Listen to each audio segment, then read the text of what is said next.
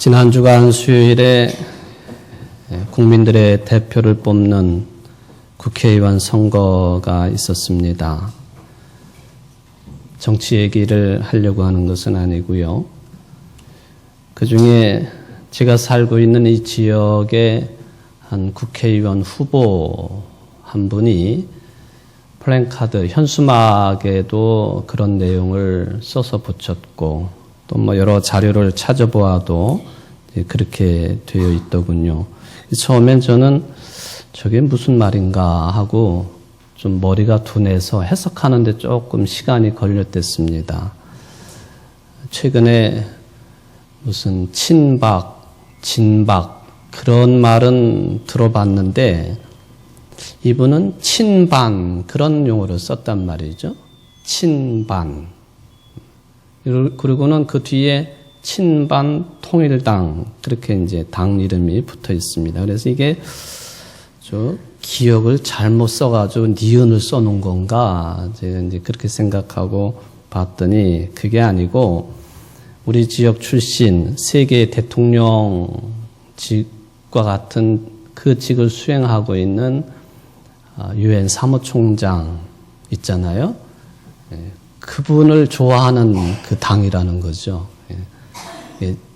반기문 유엔 사무총장 해가지고 친반 통일당 그렇게 이제 당 이름을 붙였더군요. 참 조금 어이없기도 하고 또 우습기도 하고 그랬습니다. 반기문을 국가 지도자로 만들자. 자기 인생의 마지막 과업으로 그렇게 이제 목표를 설정하고 했는데 상당구 분들이 별로 표를 안 주신 것 같아요. 우리 지역 분을 대통령 만들자는데 별로 공감을 안 하시는 것 같더라고요. 우리 충청도 출신 대통령도 한번 나왔으면 좋겠다. 여러분 솔직히 그런 생각 들지 않나요? 많은 분들이 고개를 끄덕이시는 거 보니까 좀 의미심장합니다. 이 반기문 유엔 사무총장이 2015년 트위터에 새해를 맞이해가지고 이런 글을 올려놓은 것이 있어서 화제가 되기도 했습니다. 새해에는 우리 모두가 이런 시각으로 살아갔으면 좋겠다 하면서 이제 올려놓은 글입니다. 우리는 지구라고 하는 멋진 펜션에 잠시 왔다가는 여행객들입니다. 적어도 지구를 우리가 만들지 않았고 값을 치르고 산 것이 아닌 것은 분명합니다. 그렇다면 우리가 이 펜션의 주인은 아니겠지요. 단지 여행의 기간이 3박 4일이 아닌 7, 80년 정도일 뿐인데 우리는 여행 온 것을 잊을 때가 많습니다. 펜션의 주인이 조용히 지켜보는 가운데 이 여행객들은 서로 자기들의 방을 잡고는 마치 진짜 자기 집인 양 행세하기 시작합니다. 다른 방에 있는 여행객들이 한번 들어와 보고 싶어 하면 복잡한 절차를 거쳐 일정한 값을 치르고 들여보냅니다. 심지어 싸우기도 합니다. 다른 방을 빼앗기 위해 싸우기도 하고 다른 여행객들이 가진 것을 빼앗기도 하고 목숨을 해하기도 합니다. 우리는 펜션의 주인이 제공하는 햇빛과 물, 공기와 같은 너무나 비싼 서비스를 공짜로 이용하면서 심지어는 방들도 공짜로 이용하면서 서로에게는 값을 요구합니다. 과연 이 펜션에 우리 것이 있을까요? 우리는 여행객인걸요. 마음씨 좋은 주인이 함께 누리라고 허락해준 이 아름다운 여행지에서 다 함께 여행을 즐기면 어떨까요? 여행을 소중히 여겨주세요. 나에게도 딱 한 번이지만 다른 사람에게도 딱 한 번 있는 여행이니까요. 이런 글입니다. 말하자면 저는 이 글을 읽으면서 히브리서에 기록되어 있는 말씀이 금방 생각이 났습니다.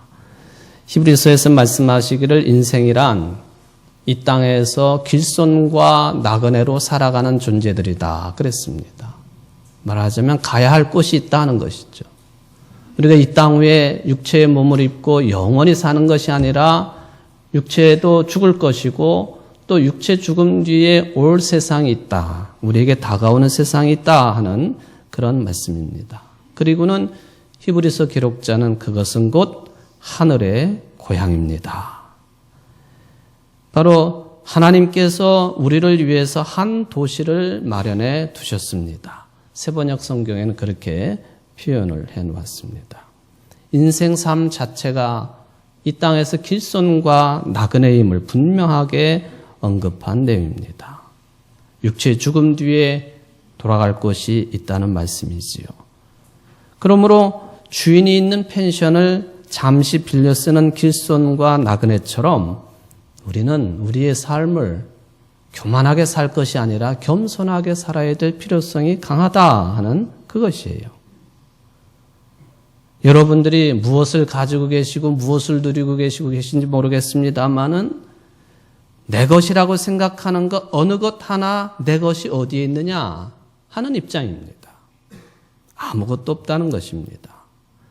이 점을 겸손하게 인정하고 사는 것이 인생의 바른 삶의 태도라 하는 것입니다. 여기에 이제 길손과 나그네 또는 이방인처럼 우리는 살아야 된다라고 하는 그 개념이 반기문 씨가 올려놓은 그 글이나 또 히브리서가 본질적으로 말씀하고 있는 그 내용은 맥을 같이 하는 것이라고 생각해 볼 수가 있겠습니다. 우리는 철저하게 이방인처럼 나그네처럼 길손처럼 세상을 겸손하게 살아야 될 것입니다. 정성훈 교수라고 하는 이분이 이제 정신과의 전문의가 되겠습니다만은 그 사람을 움직이는 100가지 심리 법칙이라고 하는 그런 책 속에서 기차에서 만난 이방인 현상이라고 하는 한 토픽을 다루었습니다. 기차에서 만난 이방인 현상이라.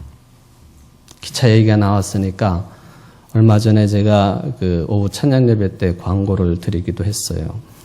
우리 교회가 2016년 목회계획 가운데에 10월 중에 전 교인 문화 탐방 계획을 가지고 있습니다. 그런데 문화 탐방을 어떤 방식으로 할 거냐?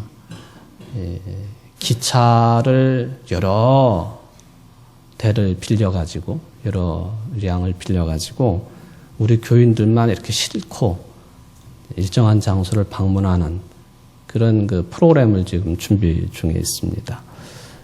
그러면 좋겠죠. 우리 교인들만 딱 싣고 어디를 가는 겁니다.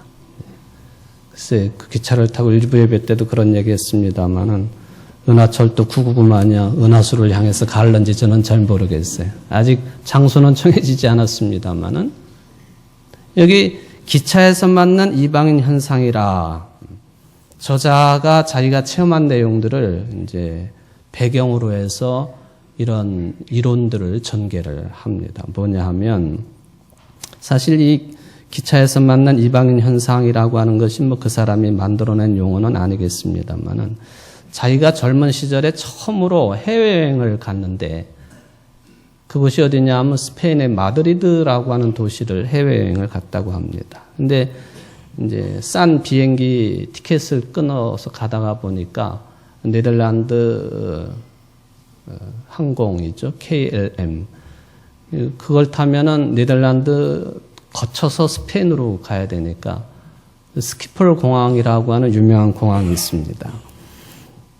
거기까지 가는 동안 야, 내 옆에 어떤 사람이 와서 앉을 것이냐. 이게 젊은 남성으로서 궁금했습니다.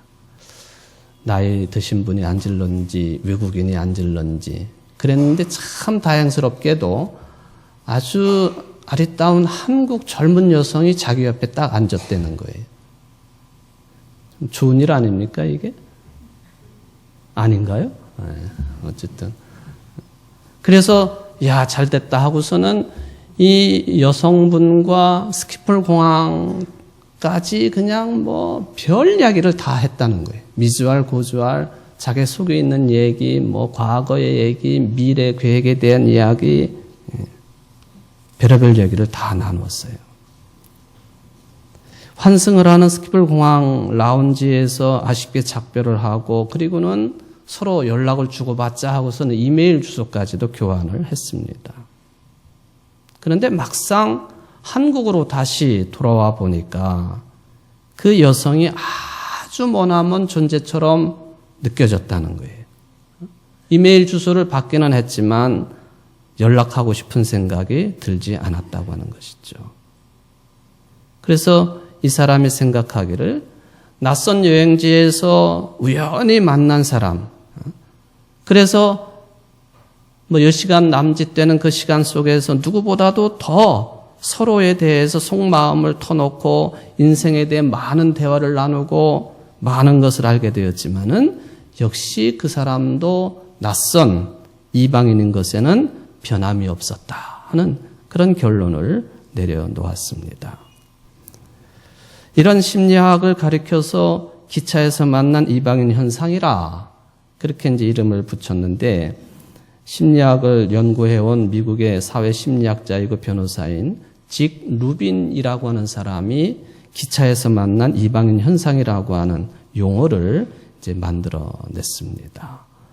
뭐냐면은 이게 1975년도에 발표된 논문에서 이분이 주장하기를 뭐 전혀 몰랐던 사람이지만은 낯선 인물이지만은 자기 자신의 속마음을 비밀을 털어놓고 싶어하는 심리가 분명히 있다 하는 것이죠.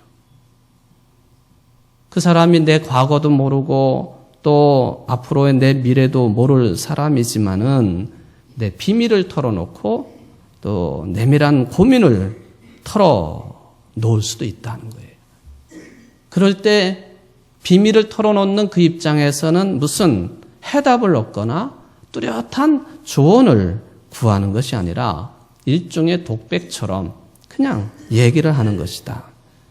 마치 임금님 귀는 당나귀 귀라고 갈대숲에 들어가 외친 모자장의 심리와도 비슷한 심리가 모든 인간들에게는 있다 하는 그런 얘기입니다. 요즘에 젊은이들 이제는 중년 분들도 컴퓨터 사용이 자유롭기 때문에 컴퓨터 통신망에서 여러 사용자들이 모니터 화면을 통해서 대화를 나누거나 또는 휴대폰을 가지고 대화를 나누는 그런 모습들이 일상화되어 있습니다. 근데 한참 전에는 그런 현상보다도 이게 무슨 윤락업소인지 또는 유흥업소인지 알 수는 없지만은 대화방이라고 하는 제목이 붙어 있는 영업장소가 있었습니다. 지금도 있는지 모르겠습니다. 가족들을 다 외국으로 보내놓은 기러기 아빠, 또 싱글로 살아가는 남성들, 이런 분들이 돈을 내고 여성들을 찾아와가지고는 그냥 다른 거 하는 거 아니에요. 그냥 자기 속에 있는 얘기를 다 털어놓는 거예요. 그러다가 불륜의 현장도 이루어지는지는 모르겠습니다만은 돈까지 내가면서 자기 속에 있는 생각, 고민 또는 그런 뚜렷한 주제가 아니라 할지라도 미주알 고주알 이런 얘기들을 젊은 여성들 앞에서 하소연을 털어놓고 그리고는 울기도 하고 또 울 때 그냥 펑펑 소리내서 울기도 하고 그냥 이렇게 돌아간다고 하는 것이죠. 왜 이 사람들이 생판 모르는 여자들에게 가가지고 돈까지 내가면서 자신의 이야기를 해야만 했을까? 주변에는 여타의 가족들도 있을 테고 친구들도 있었을 것이고 또 이웃들도 분명히 있었을 터인데 왜 그랬을까? 이 직 루빈이라고 하는 사람이 뭐라고 그랬느냐 하면은 너무 가까운 사람들에게는, 너무 친밀한 사람들에게는 바로 이 친밀하고 가깝기 때문에 할 수 없는 말들이 있을 수 있다. 그렇게 이제 정리를 해 놓았습니다. 그러니까 다시 만날 필요가 없는 사람, 또 내가 속한 어떤 그 사회 안의 구성원이 아닌 별로 친하지 않은 사람들, 한번 스쳐 지나가는 그런 사람들, 이런 사람들에게 마음속 깊은 이야기를 하기가 더 쉬울 경우가 있다 하는 그런 이야기죠. 이런 그 논리를 직 루빈이 이야기를 했고, 제가 아까 말씀드렸던 그 교수님은 그것을 인용을 해서 자기 자신에 관한 이야기를 이제 전개를 하기도 했습니다. 저는 오늘 누가복음 4장 말씀, 너무나도 유명한 말씀이 되겠습니다마는 이 말씀을 통해서 정말 가까이 있는 사람, 또 가까이 계신 분, 그분이 그리스도이시고 진리 자체이시고 하나님이시고 영생의 축복을 내려 주실 분이라고 하는 그런 분임에도 불구하고 알아보지 못하고 깨닫지 못하고 오히려 그 반대의 모습을 보였던 유대인들에 관한 그 말씀을 좀 생각을 해보려고 합니다.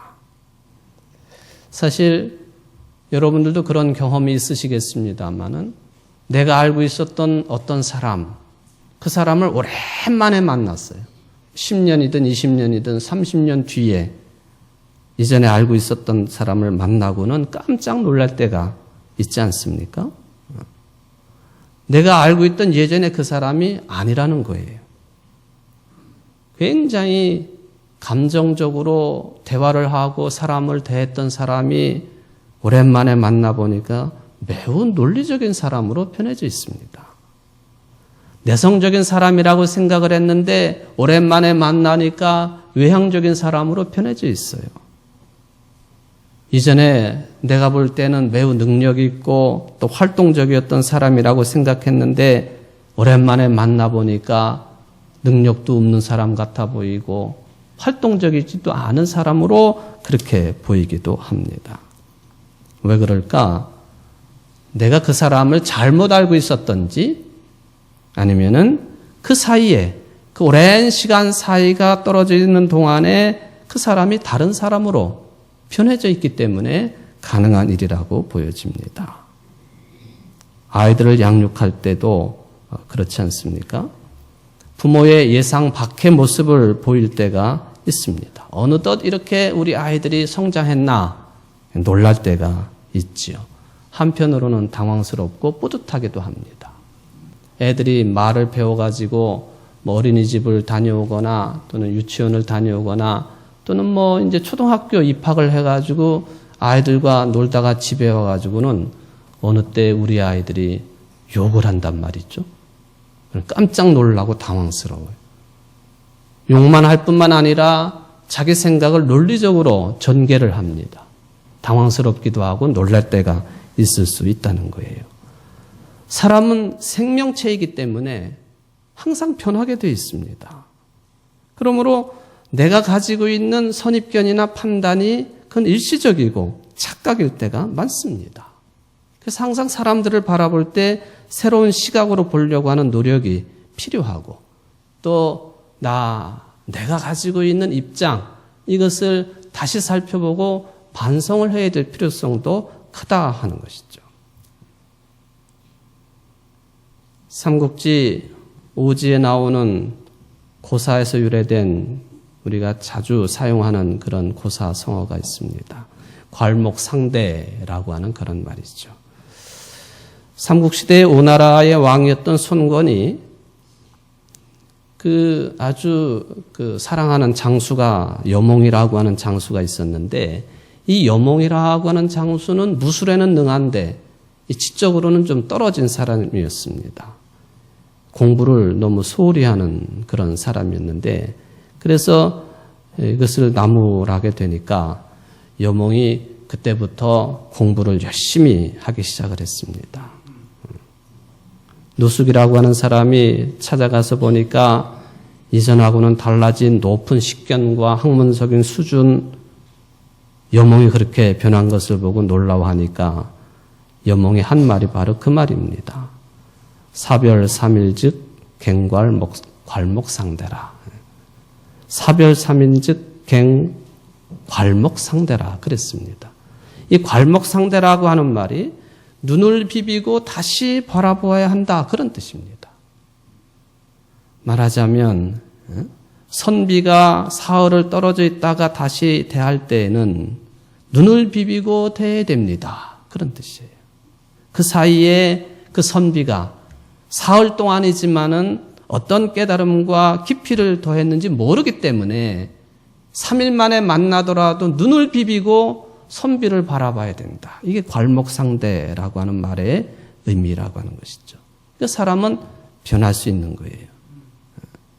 그렇기 때문에 거기에 따라서 우리의 눈도 마음도 새로운 것들을 포착해낼 수 있도록 항상 열려 있어야 된다는 거예요. 아들이 있는 집에서는 아들이 군대를 다녀오더니만 전혀 다른 인물로 변해져 있습니다. 또 이런 말에 해당이 되겠죠.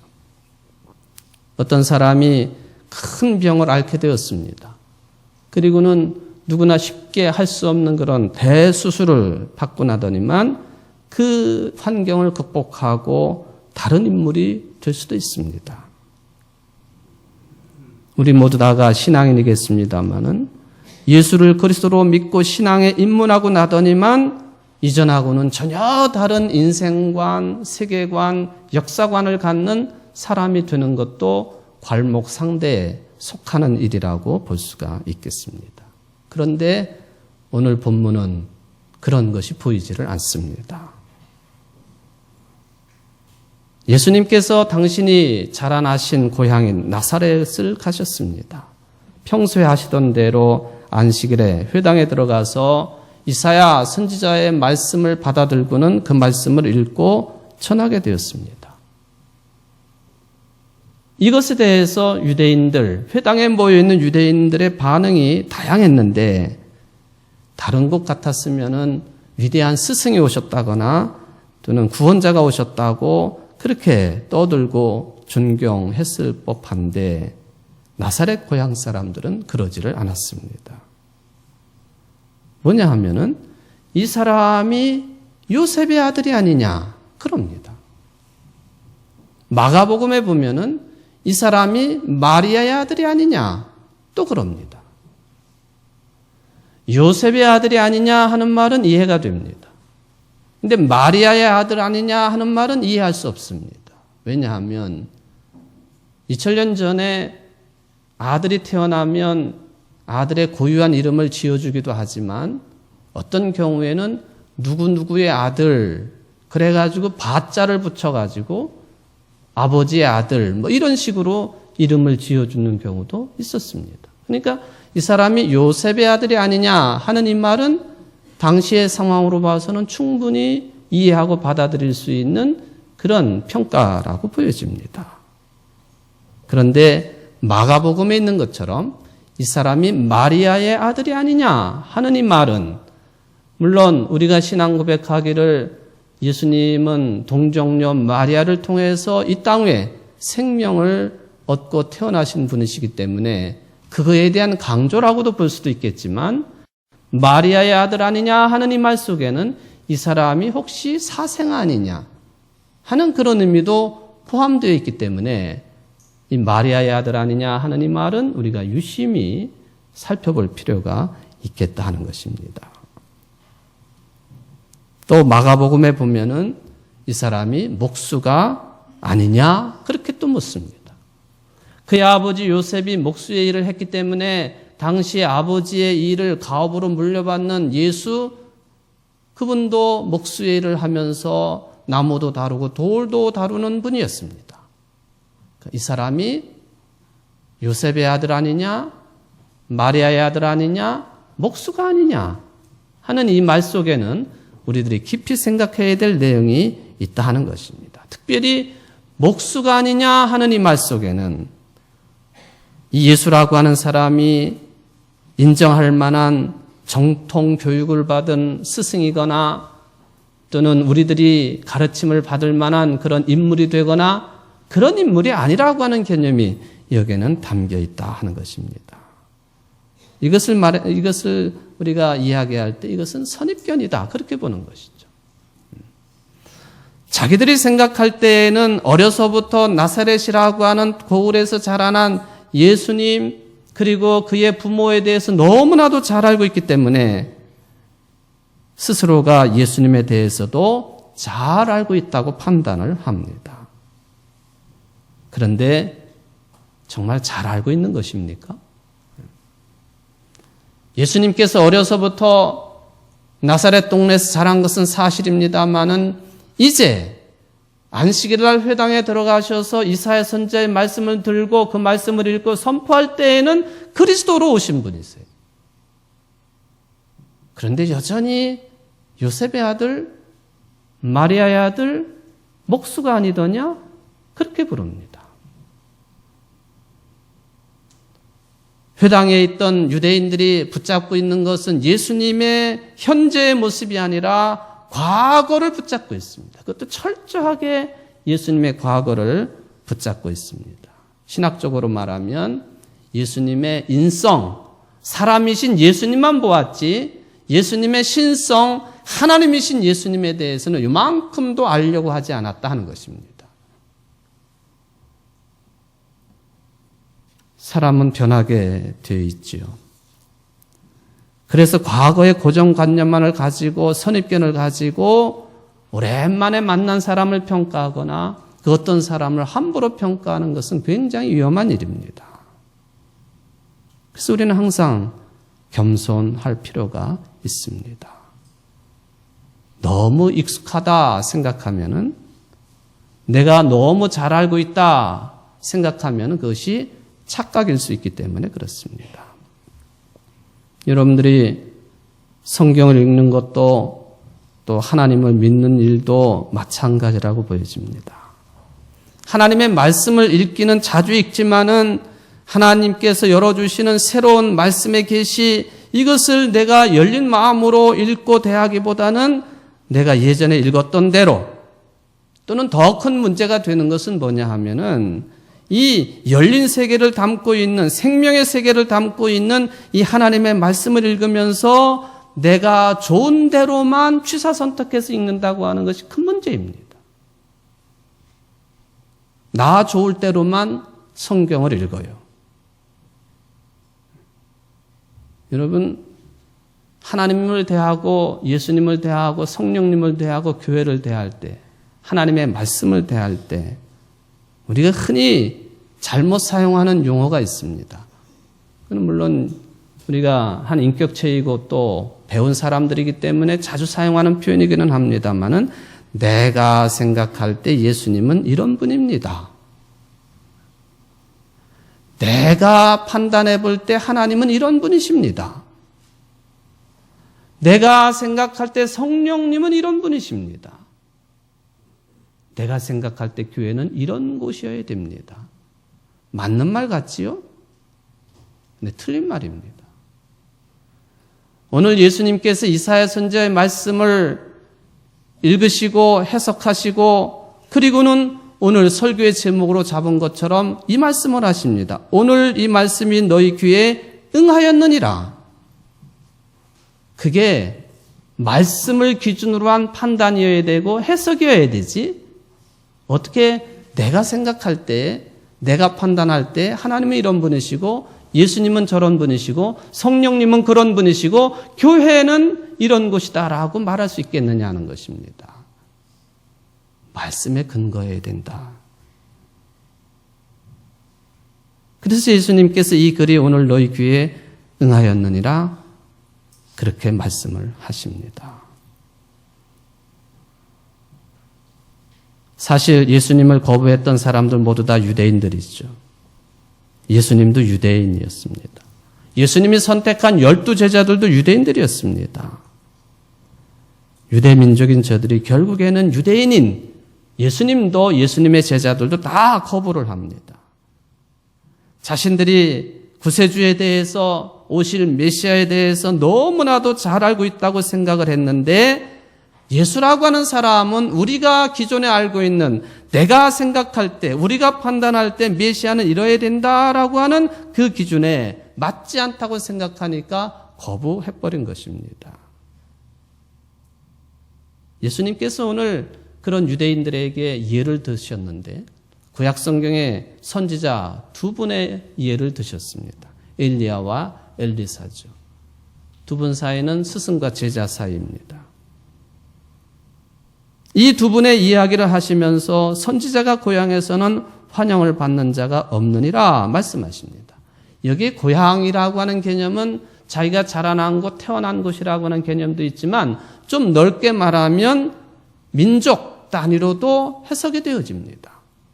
엘리야와 엘리사를 말씀하시면서 엘리야와 엘리사가 유대 사람들에게 환영을 받지 못했다. 그러므로 선지자가 같은 동족에게서는 환영을 받는 자가 없느니라. 그런 말씀 해석도 가능하다는 것이죠. 유대인들은 우리가 선지자는 어떤 존재들이라고 하는 것을 너무 잘 알고 있다 하는 착각에 가려져서 저들이 전하는 하나님의 말씀을 들을 수가 없었다는 것입니다. 설교, 또 설교하는 설교자도 마찬가지죠. 당연히 한 인간입니다. 저도 여러분들과 똑같이 식사를 하고, 운동도 하고, 또 화장실도 가지요. 지지난 주간에 제가 신방을 하다가, 신방을 하면은 각가적인 음료수도 주시고, 설교를 계속 해야 되니까, 목이 말르니까 자꾸 이제 음료수를 마셔요. 그럼 꼭 가야 될 곳이 또 생기잖아요. 가능하면은 교인들 가정에 가서 그곳을 안 가려고 노력을 하는데, 그날은 갈 수밖에 없었어요. 너무 오래 참으면 이게 건강에도 안 좋고 하니까. 그곳이 어딘지 아시죠? 화장실을 갔단 말이에요. 집사람이, 어느 권사님이, 목사님 화장실 가는 거 처음 봤다고, 그 얘기를 했다고 그러시고, 목사도 화장실 가야죠. 배설을 해야지, 살지. 몸에 다 담고 있으면 죽는 거 아니에요? 설교자의 설교가 어느 때에는 사회적인 내용도 있을 수 있고, 정치적인 내용도 있을 수 있고, 경제적인 내용? 근데 설교자의 설교가 교인들의 생각과 일치될 수도 있고 못마땅할 수도 있습니다. 그건 제가 인정을 해요. 은혜를 받았네 못 받았네 그렇게 평가될 수도 있어요. 그런데 가장 핵심은 뭐냐? 이런 것들 때문에 나랑 다른 견해 또는 선입견이나 고정관념이나 그런 것이 나에게 너무 강해가지고 그런 것들 때문에 여러분들이 하나님의 말씀의 핵심을 놓쳐서는 안 된다고 하는 것입니다. 그건 굉장한 손해죠. 설교자가 인간이지만 인간 너머에서 역사하시는 하나님의 말씀을 여러분들이 들을 수 있어야 되는 거예요. 그게 믿음입니다. 보이지 않지만 믿음은 역사하는 힘이 있는 것이죠. 유대인들이 예수님을 너무 잘 알고 있다. 그렇게 생각한 결과가 무엇입니까? 예수님께서 당신이 자라나신 고향 나사렛에서는 아무런 능력도 행하지 않으셨습니다. 그게 결과예요. 능력의 주님이시지만 유대인들이 믿음으로 반응하지 않으니까 일을 하시지 않는 겁니다. 생각이라고 하는 것이 우리에게 믿음을 불러일으키는 것인데 그 생각이 이미 선입견이나 고정관념으로 막혀 있으니까 믿음이 생겨나질 않습니다. 그 예로 엘리야와 엘리사 선지자 예를 든 것 아닙니까? 그때 당시에 선지자들을 이스라엘 사람들이 환영하지 않았습니다. 그 결과 3년 반이라고 하는 큰 흉년이 들었습니다. 그때 정작 이스라엘 백성들 자기 동족들에게 엘리야는 기적의 은혜를 베풀지 않습니다. 그런데 단 한 사람에게 기적을 베풉니다. 그 사람이 누구냐? 사렙다 과부였습니다. 이방인이에요.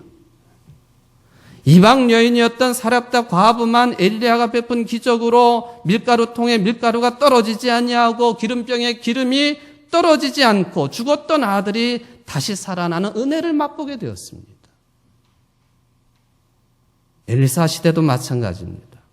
그 당시에 이스라엘에 많은 문둥병자들이 있었지만은 한 사람도 깨끗함을 얻지 못했는데 이방 사람인 수리아 사람 나만 장군만 깨끗함을 입었다.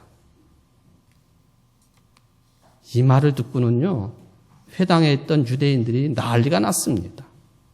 회당에 있는 자들이 이것을 듣고 다 크게 화가 나서 일어나 동네 밖으로 쫓아내어 그 동네가 건설된 산 낭떠러지까지 끌고 가서 밀쳐 떨어뜨리고자 하되 예수님을 낭떠러지에다 밀어가지고 떨어뜨리고 죽게 하려고 했습니다. 30절이 얼마나 위로가 됩니까? 예수께서 그들 가운데로 지나서 가시니라. 당당하시죠. 유대인들이 믿지 않았기 때문에 아무런 능력도 행하실 수가 없었습니다. 우리 문제로 한번 돌려볼까요? 여러분들은 어떠신가요? 여러분들은 스스로 이미 내가 예수님을 잘 알고 있다, 하나님을 잘 알고 있다, 성령의 역사를 잘 알고 있다, 교회는 이런 곳이라고 가지고 있는 선입견, 고정관념이 있지는 않습니까?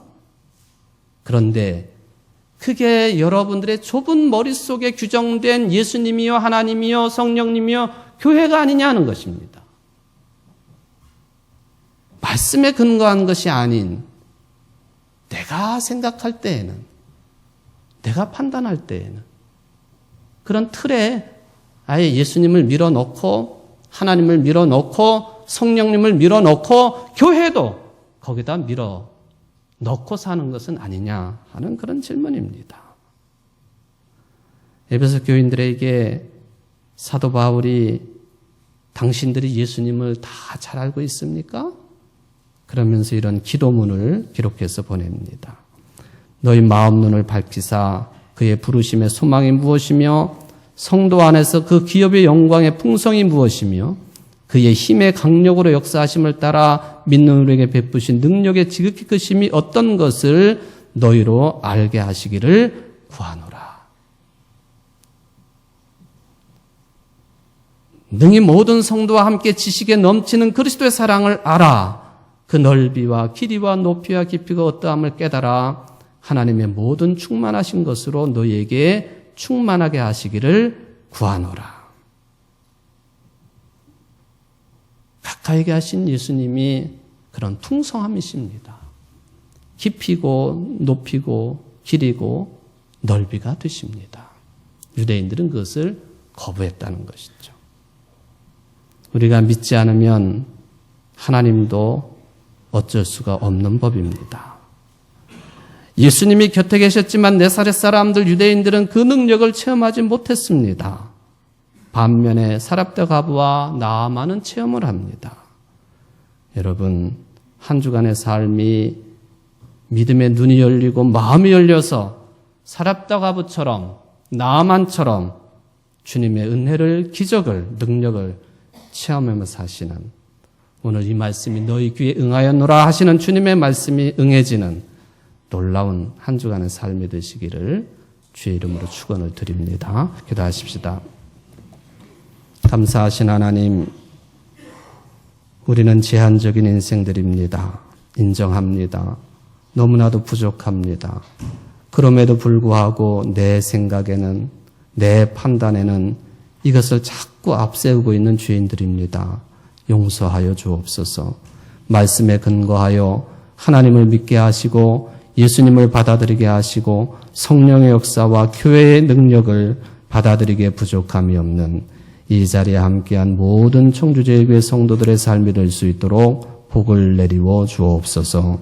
예수님의 이름으로 간절히 기도하옵나이다. 아멘.